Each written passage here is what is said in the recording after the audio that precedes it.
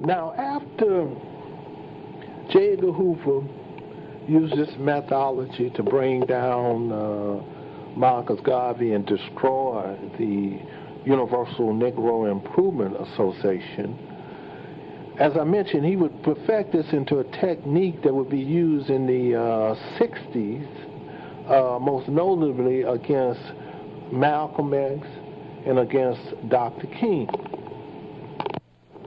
Now, what was it really about Minister Malcolm X and Dr. Martin Luther King that made them such a threat to the American ways of life in the eyes of J. Edgar Hoover? The answer to that question is found in a memo by J. Edgar Hoover in response to a discussion about Dr.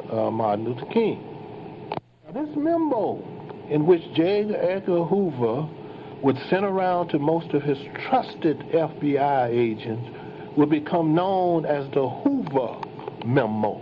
The memo reads, to prevent the rise of a messiah who could unify and electrify the militant black nationalist movement.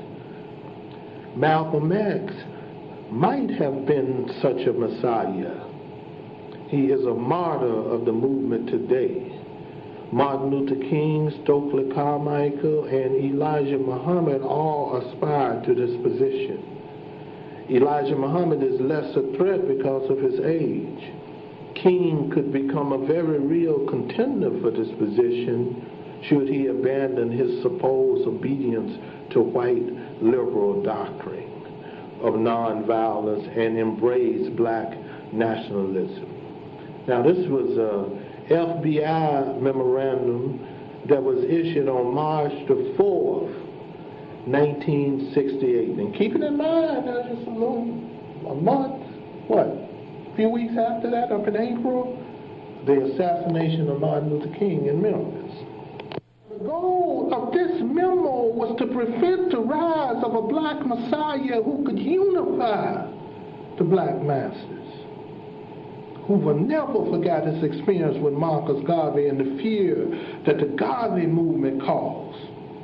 This was the foundation for the creation of the underground program that I mentioned called COINTELPRO, whose sole purpose was to neutralize any organization deemed un-American. Both Malcolm X and Dr. Martin Luther King had the potential to duplicate the success of the Marcus Garvey movement. As long as Malcolm X was part of the organizational structure of the Nation of Islam under the control of the Honorable Elijah Muhammad, he was no threat to duplicate the success of Marcus Garvey and the Universal Negro Improvement Association. The same in relationship to Dr. King. As long as Dr. Martin Luther King was under the conservative, nonviolent movement of civil rights, he was no threat to duplicate the national and international success of the Marcus Garvey movement.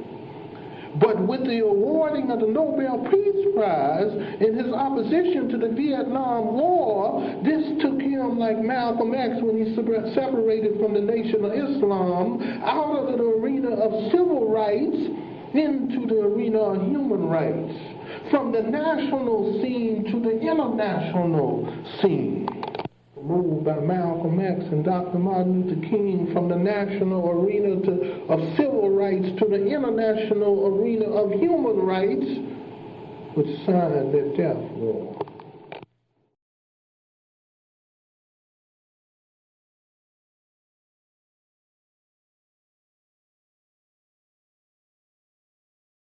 Silence, and I hear you.